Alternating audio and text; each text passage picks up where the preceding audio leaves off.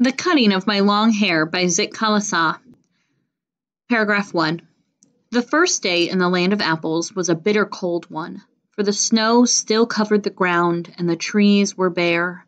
A large bell rang for breakfast, its loud metallic voice crashing through the belfry overhead and into our sensitive ears. The annoying clatter of shoes on bare floors gave us no peace. The constant clash of harsh noises, with an undercurrent of many voices murmuring an unknown tongue, made a bedlam with which I was securely tied. And though my spirit tore itself in struggling for its lost freedom, all was useless. A pale-faced woman with white hair came up after us. We were placed in a line of girls who were marching into the dining room. These were Indian girls in stiff shoes and closely clinging dresses. The small girls wore sleeved aprons and shingled hair. As I walked noiselessly in my soft moccasins, I felt like sinking to the floor, for my blanket had been stripped from my shoulders. I looked hard at the Indian girls, who seemed not to care that they were even more immodestly dressed than I, in their tightly fitting clothes. While we marched in, the boys entered at an opposite door. I watched for the 3 young braves who came in our party. I spied them in the rear ranks, looking as uncomfortable as I felt. A small bell was tapped, and each of the pupils drew a chair from under the table.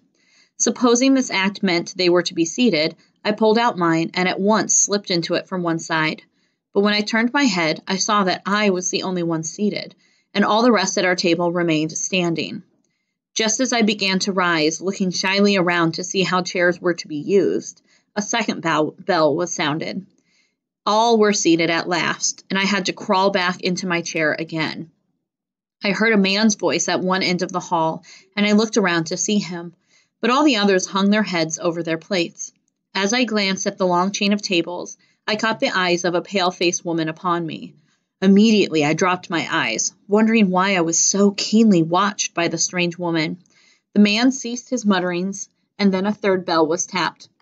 Everyone picked up his knife and fork and began eating. I began crying instead, for by this time I was afraid to venture anything more. But this eating by formula was not the hardest trial in that first day. Late in the morning, my friend Judawan gave me a terrible warning. Judawan knew a few words of English, and she had overheard the pale-faced woman talk about cutting our long, heavy hair. Our mothers had taught us that only unskilled warriors who were captured had their hair shingled by the enemy. Among our people, short hair was worn by mourners, and shingled hair by cowards. We discussed our fate some moments, and when Judawan said, "We have to submit because they are strong," I rebelled. "No, I will not submit. I will struggle first," I answered. I watched my chance, and when no one noticed, I disappeared. I crept up the stairs as quietly as I could in my squeaking shoes. My moccasins had been exchanged for shoes. Along the hall I passed, without knowledge whither I was going. Turning aside to an open door, I found a large room with 3 white beds in it. The windows were covered with dark green curtains, which made the room very dim. Thankful that no one was there, I directed my steps toward the corner farthest from the door. On my hands and knees, I crawled under the bed and cuddled myself in the dark corner. From my hiding place, I peered out, shuddering with fear whenever I heard footsteps nearby. Though in the hall loud voices were calling my name, I knew that even Judawan was searching for me. I did not open my mouth to answer. Then the steps were quickened and the voices became excited. The sounds came nearer and nearer. Women and girls entered the room. I held my breath and watched them open closet doors and peep behind large trunks. Someone threw up the curtains and the room was filled with sudden light. What caused them to stoop and look under the bed, I do not know.